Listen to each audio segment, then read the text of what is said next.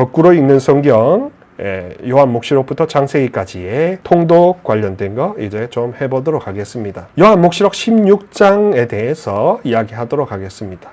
요한묵시록 16장에 보면 하느님의 진노를 이제 천사들이 7대접에 이렇게 담아가지고 곳곳에 해당되는 곳에 이렇게 붓는 장면이 나옵니다. 왜 이렇게 상징적으로 했을까? 그것은 요한묵시록에서 말하는 어떤 지상에서의 7가지 근절해야 될 죄악을 이야기를 하죠. 전반적으로 말씀드리지만 요한묵시록은 뭔가 정죄하고 단죄하려고 쓰여진 책이 아니라 그런 이미지를, 심판의 이미지를 통해서 새로운 세계, 새로운 세상을 준비해야 되는 그런 새 창조의 종말론적인 예비, 준비를 신자들에게 각인시켜주고 희망을 놓치지 않게 하려는 일종의 전례서이자 교훈서로 이렇게 했습니다. 그렇게 새롭게 위대한 일을 펼치실 주님을 찬미하여야 되는 그런 흠숭지례를 이야기하는 전례서라는 걸 잊지 마시기 바랍니다. 그러니까 전례적인 목적에서 이 책이 쓰여졌다는 것을 꼭 이해하시면 좋겠습니다. 예. 자, 그렇죠. 자, 그러면서 이제 16장에 보면은 드디어 7이라는 숫자가 많이 등장합니다. 뭐 777, 666, 뭐 그런 상징적인 숫자들을 막 이야기하면서 비밀 코드, 뭐 유튜브에 보면은 온갖 무슨 뭐 노스트라다무스니 별의별 이야기들을 많이 하죠. 그런데 그것이 우리 지적인 호기심을 자극해서 그것을 클릭하게 만들고 자꾸 그거를 따라가게 만들고 사람들에게 막 퍼뜨리게 되는 그런 매직에 걸리게 됩니다. 그런 마법에 걸리게 되죠. 그 마술에 넘어가지 마시고요. 그러니까 세상 설령 어떤 불안함이 닥치더라도 사실은 그 불안함이 우리를 제일 이렇게 힘들게 만들지만 원래 세상에 끝이 있을 거고 모든 인생의 끝이 있을 건데 그 끝을 계속 준비하는 심정으로 살아가는 게 사실 그리스도인들의 올바른 태도라고 하겠습니다. 당장 내일이 없다는 심정으로 살아가는 게 원래 그리스도교의 인생관이거든요. 그러니까 원래 그리스도교가 내일 당장 멸망하지 않는다고 해도 내일이 없는 것처럼 살아야 되는 게 크리스천의 인생관이다.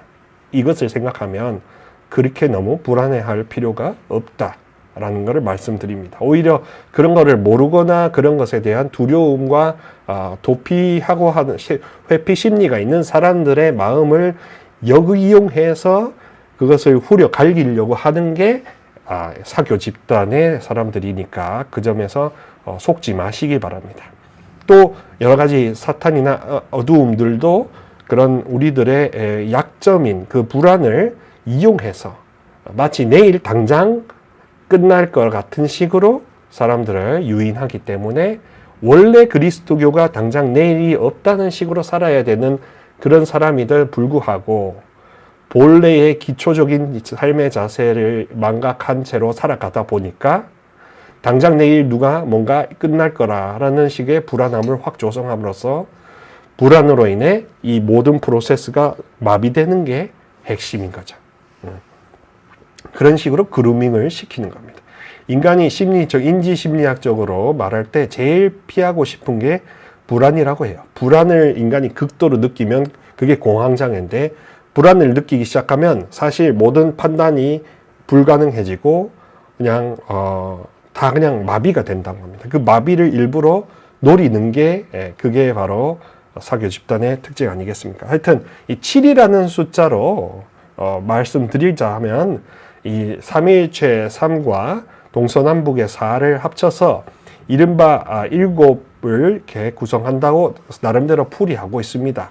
곧 이제 하느님께서 삼위일체 하느님께서 다루시는 온 세상 하느님 나라를 어떤 완수로서 이야기하는 게 그게 7이 아니겠습니까? 그러니까 하느님의 권능이 미치지 않는 곳이 없다라는 차원에서 하느님의 사랑이 뻗치지 않는 곳이 없다는 차원에서 7을 이야기를 하고 교회 안에서 어떤 완수의 개념으로 바라보고 있습니다. 즉 하느님 나라를 상징할 때 7을 말을 하겠죠. 그리고 이 7에 관련되는 이 표현들이 구약에도 나타나는데 탈출기 7장부터 12장까지의 말씀 안에서 보면 이집트를 탈출하는 과정에서 역병이 돌았었고, 그때마다 천사들이 7번의 뿔나팔 소리를 불러서 주님의 권능이 승리함을 계속 보여주고 있었습니다. 그러니까 이 7이라는 건 주님의 권능, 권세, 완벽함, 완수에 가까운 그런 거죠. 그리고 이제 역사의 하느님으로 우리가 계속 숭배하고 있다 보니까 어제도 오늘도 내일도 영원하실 거라는 그 믿음으로 마치 내일이 없어도 아무 상관이 없는 그런 사람처럼 오늘을 살아가는 그런 사람이 크리스천이 되겠죠. 그래서 이 성경을 배우는 목적 안에는 크게 두 가지가 있는데, 하나는 우리가 성숙한 영혼으로 성장하는 겁니다. 그 성장하는 사람은 어떤 삶의 태도를 가지느냐? 내일이 없다는 것을 이렇게 전제하고 하는 겁니다. 그리고 마치 스피노자처럼 내일 당장 지구가 멸망해도 오늘 희망의 사과나무를 심는다라는 스피노자처럼 사과나무를 심는 것처럼 오늘에만 집중할 수 있는 사람이 되는 것. 어떤 말을 이렇게 흐트려 놓는 것에서 이제 해방되어서 지금 이 순간에 집중할 수 있는 고도의 집중력을 발휘할 수 있는 것. 그런 게 사실은 중요하지 않겠습니까? 그렇게 영적으로 종말론적으로 예비하는 삶, 준비하는 삶을 살아가게 되고, 또 그렇다 보니까 굉장히 성숙한 사람이 되는 거죠. 그리고 역사에 대한 눈이 뜨인다는 게 또 다른 장점인 겁니다. 그러니까 문제나 세상은 변하지 않는데 세상을 보는 나의 인식, 생각, 나의 시선, 눈과 귀가 달라짐으로써, 새로워짐으로써 사실은 문제가 문제시 되지 않는 그런 기적이 일어난다라고 이야기합니다.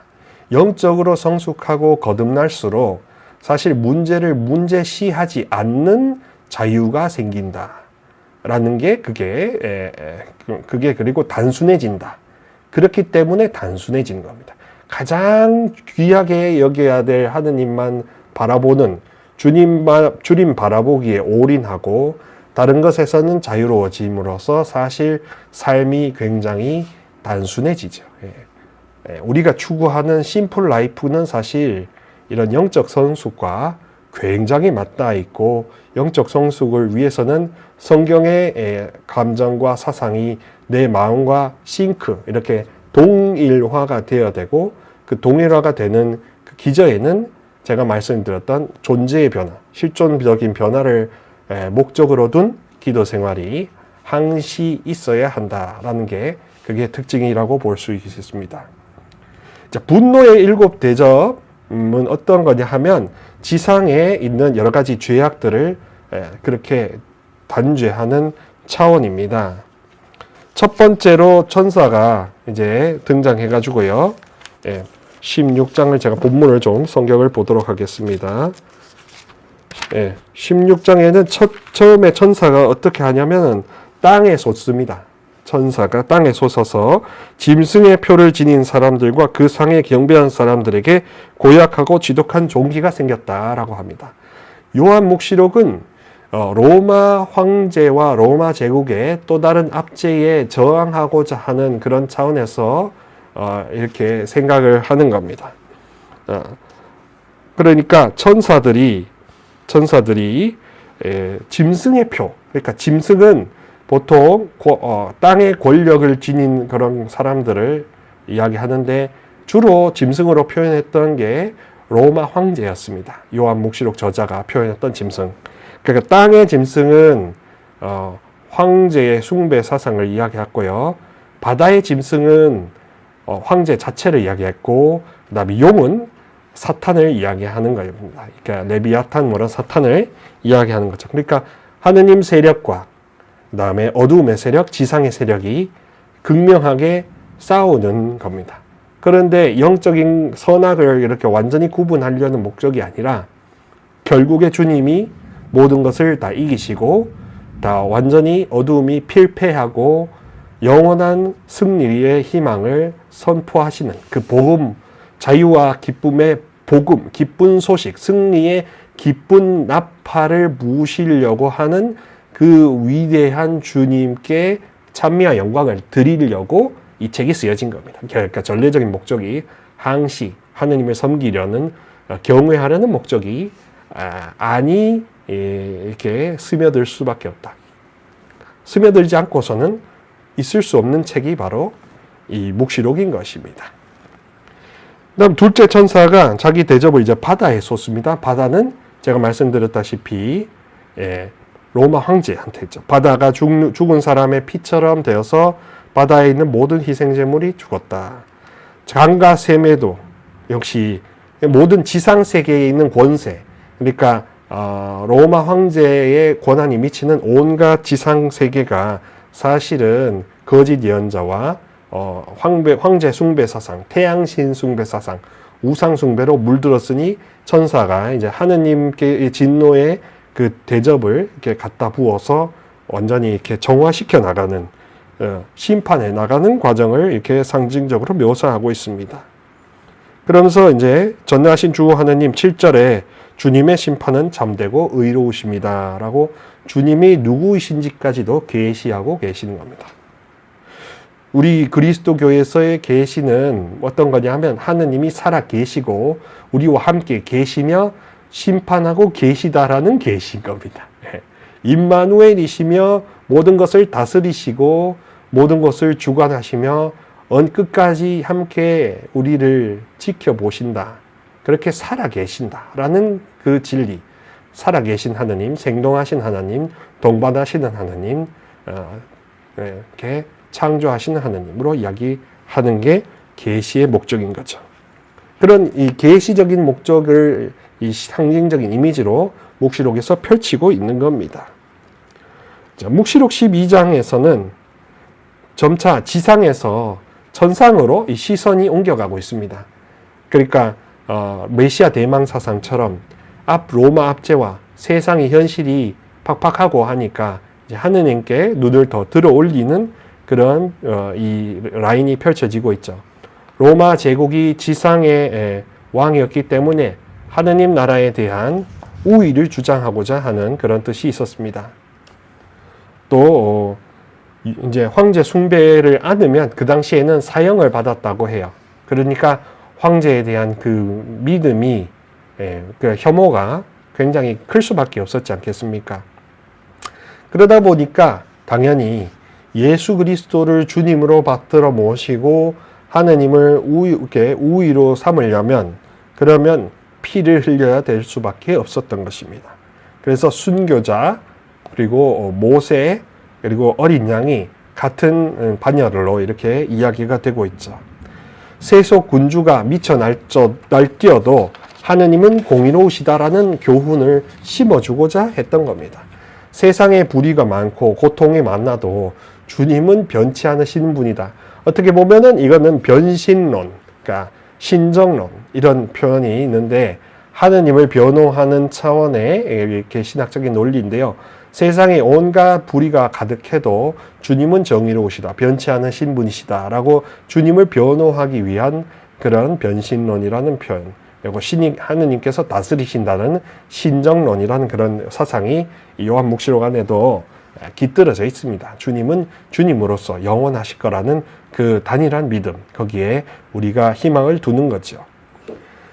태양 숭배 사상이 강했고 황제 숭배 때문에 굉장히 핍박을 받고 특히나 네로 황제가 그리스도인들을 미워했기 때문에 로마의 대화제의 원흉으로서 그리스천들을 이렇게 지목해서 누명을 씌워서 박해를 했기 때문에 천사가 분노의 대접을 로마 황제한테 특히 네로 황제에게 부어주는 그런 이미지로서 공동체가 이렇게 단일할 수 있었던 것이죠.